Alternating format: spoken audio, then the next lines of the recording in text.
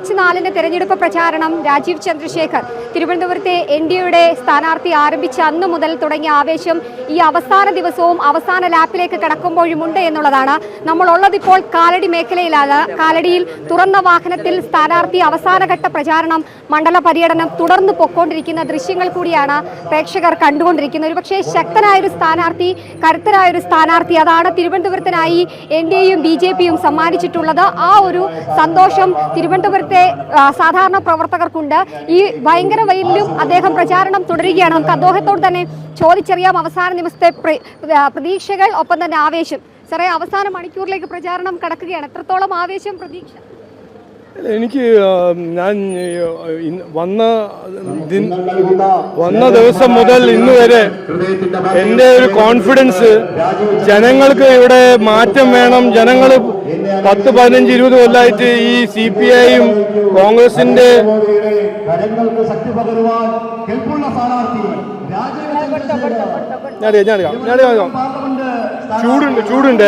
ചൂടുണ്ട്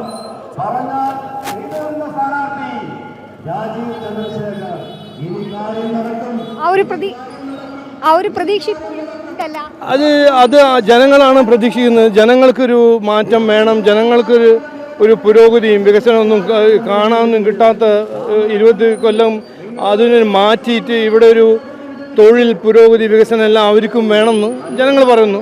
അത് 4-ാം തീയതി മുതൽ ഞാൻ ഇന്ന് വരെ കേൾക്കുന്നത്. തെരഞ്ഞെടുപ്പ് പ്രചാരണത്തിന്റെ തിരക്കിലാണ്. ആ ഒരു ആവേശമുണ്ട്, ഒപ്പം തന്നെ അതിൻ്റെ ഒരു തിരക്കുകളും കാര്യങ്ങളും ഒക്കെയുണ്ട്. പക്ഷേ മറുപടി പറയാൻ പോലും സമയം കഴിയാതെ ഓരോ വോട്ടർമാരുടെയും പ്രതീക്ഷകൾ അദ്ദേഹം സ്വീകരിക്കുന്ന കാഴ്ചകൾ കൂടിയാണ് നമ്മളിപ്പോൾ ഈ കാലടിയിൽ നിന്ന് കണ്ടുകൊണ്ടിരിക്കുന്നത്. സർ, ഒരുപാട് വ്യാജ പ്രചാരണങ്ങൾ, അതിനുള്ളൊരു മറുപടി കൂടി ആയിരിക്കുമോ ഏപ്രിൽ 26? എനിക്ക് 100% ഒരു ഡൗട്ടും ഇല്ല. ഇവരുടെ ഈ നെഗറ്റീവ്, അവരുടെ രാഷ്ട്രീയവും, അവർ ഇതുവരെ 2 പാർട്ടി, ഇന്ത്യ അലയൻസിൻ്റെ 2 പാർട്ടിയായ CPIയും കോൺഗ്രസും ജനങ്ങളുടെ ജീവിതത്തിൽ എന്ത് വ്യത്യാസം കൊണ്ടുവരും, എപ്പോൾ കൊണ്ടുവരും, അതിനെപ്പറ്റി ഒന്നും പറയുന്നില്ല.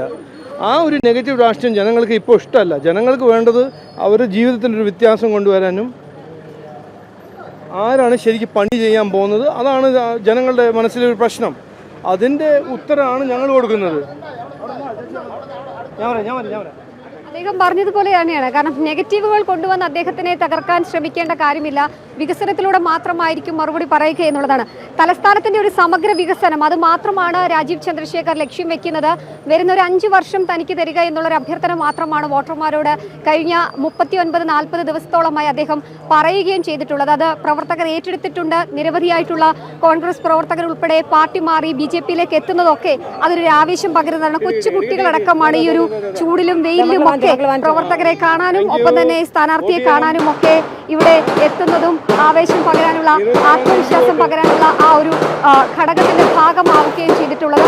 വളരെയധികം വലിയൊരു വരവേൽപ്പാണ് കാലടി മണ്ഡലത്തിലൂടെ, അല്ലെങ്കിൽ കാലടി മേഖലയിലൂടെ അദ്ദേഹത്തിന് ഇപ്പോൾ ലഭിച്ചുകൊണ്ടിരിക്കുന്നത്.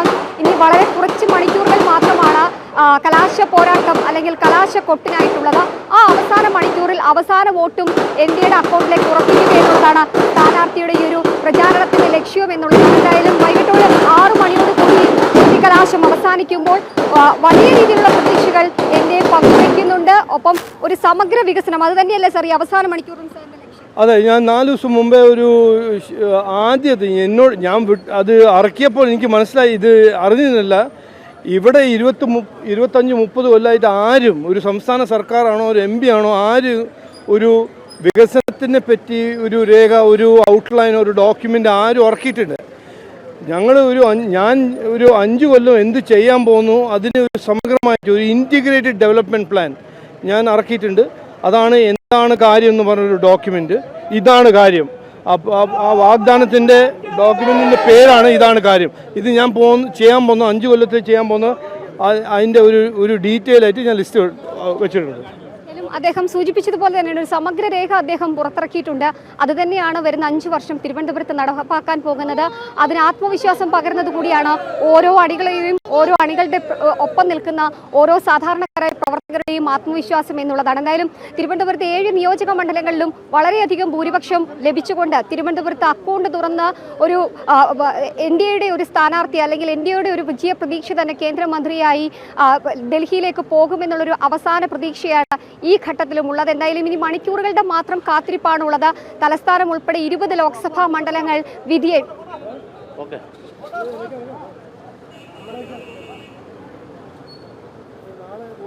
भारत माता की जय।